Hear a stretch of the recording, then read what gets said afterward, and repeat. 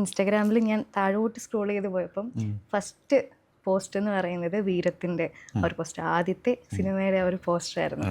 അപ്പം ആ ഒരു വീരം സിനിമയുടെ ആ ഒരു കഥയുമായിട്ട് നമ്മുടെ മലയാള സിനിമയിൽ ഒരു വടക്കൻ വീരഗാഥ സിനിമയുണ്ട്. പക്ഷെ അതിൽ നിന്ന് എൻ്റെ ഒരു ഡിഫറെൻ്റ് ആയിട്ടാണ് വീരം. അതിൻ്റെ സ്ക്രീൻ പ്ലേ ആണെങ്കിലും അതിൻ്റെ ഡയലോഗ് ആണെങ്കിലും അതിൻ്റെ ഷെയ്ഡ്സ് ആണെങ്കിലും ഒരു ഇൻ്റർനാഷണൽ ടെറൈൻ മൂഡിലാണ് അത് പോയിട്ടുള്ളത്.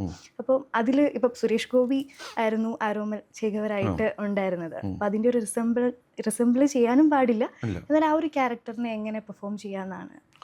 ഞാൻ വടക്കൻ വീരഗാഥ ഒരുപാട് പ്രാവശ്യം കണ്ടിട്ടുണ്ട്, എത്രയോ പ്രാവശ്യം കണ്ടിട്ടുണ്ട്. ഇനിയും കാണാൻ വേണ്ടിയിട്ട് ഇരുന്ന് കഴിഞ്ഞാലും മടുക്കാത്തൊരു പടമാണ്. അത് ഏത് സമയത്തെടുത്ത പടമാണ്. ഹരിഹരൻ സാർ ആ സമയത്ത് എടുത്ത് വെച്ചിട്ട് ഇപ്പോഴും നമ്മൾ അതിൻ്റെ ക്ലാസ് റീ റിലീസ് ചെയ്താൽ ഞാൻ തിയേറ്ററിൽ തന്നെ പോയി കാണാൻ പറ്റും ആഗ്രഹിക്കുന്ന പടം തന്നെയാണ്.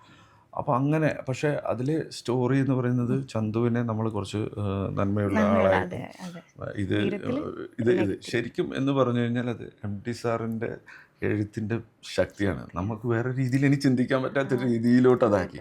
പക്ഷെ റിയൽ കഥയിൽ ശരിക്കും ചന്തു ചതിയനായിട്ടാണ് പറയുന്നത്. ശരിക്കും റിയൽ സ്റ്റോറിയിൽ റിയലിസത്തിൽ അതാണ് ശരിക്കും ജയരാജ് സാർ ഇതിൽ ഷേക്സ്പിയറിൻ്റെ മക്ബത്ത് എന്ന് പറയുന്ന സംഭവം, മക്ബത്തിൽ സംഭവിച്ച സെയിം സംഭവമാണ് ഇവിടെ സംഭവിച്ചിരിക്കുന്നത്.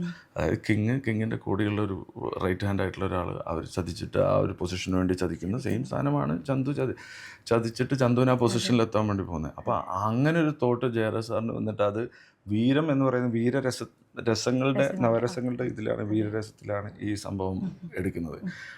പിന്നെ മാത്രമല്ല ആ ഷേക്സ്പിയറിയൻ ഡ്രാമ എങ്ങനെയാണോ ചെയ്തിരിക്കുന്നത് ഒരു തിയേറ്റർ ഒരു മൂഡിലും ആണ് നമ്മുടെ ആക്ടേഴ്സ് അടക്കമുള്ള ആൾക്കാരും. പിന്നെ അതിൻ്റെ ഡയലോഗുകളും ഒക്കെ ഒരു ലാംഗ്വേജ് ഇപ്പോൾ ഇംഗ്ലീഷിലാണെങ്കിലും ഹിന്ദിയിലാണെങ്കിലും പിന്നെ എനിക്ക് ആ ഒരു സ്റ്റൈലിലാണ് എഴുതിയിരിക്കുന്നത്. ആ എഴുതിയത് അങ്ങനെ തന്നെ നമ്മൾ പഠിച്ചിട്ട് തന്നെ നമ്മൾ പറയണം. നമുക്കത് കുറച്ചും കൂടി നമ്മുടേതായ രീതിയിലോട്ട് ആക്കാൻ പറ്റാത്ത രീതിയിലുള്ള സ്ലാങ്ങും അങ്ങനെയായിരുന്നു.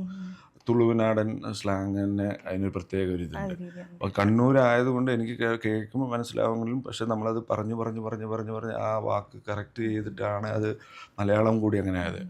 പിന്നെ എൻ്റെ ഒരു ഏറ്റവും വലിയൊരു ലക്ക് എന്താ, അല്ലെങ്കിൽ ഏറ്റവും എന്നെ കൂടുതൽ എനിക്ക് സന്തോഷം നൽകിയെന്ന് വെച്ചാൽ അത് 3 ലാംഗ്വേജിലാണ് ആ പടം ജയരാജ് സാർ എടുത്തത്.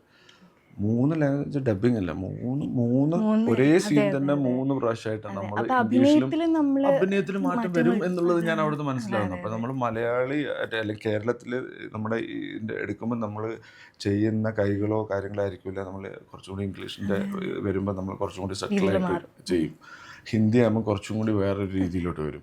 അപ്പോൾ ഈ ഒരേ സീൻ തന്നെ 3 സ്റ്റൈലിൽ ഇങ്ങനെ ചെയ്യാന്ന് പറഞ്ഞു കഴിഞ്ഞാൽ എൻ്റെ എക്സ്പീരിയൻസ് ഭയങ്കരമായിട്ട് എനിക്ക് എക്സ്പീരിയൻസ് കിട്ടുന്ന സംഭവം ഭയങ്കരമാണ് ഫസ്റ്റ് പടത്തിൽ കിട്ടുന്നത്.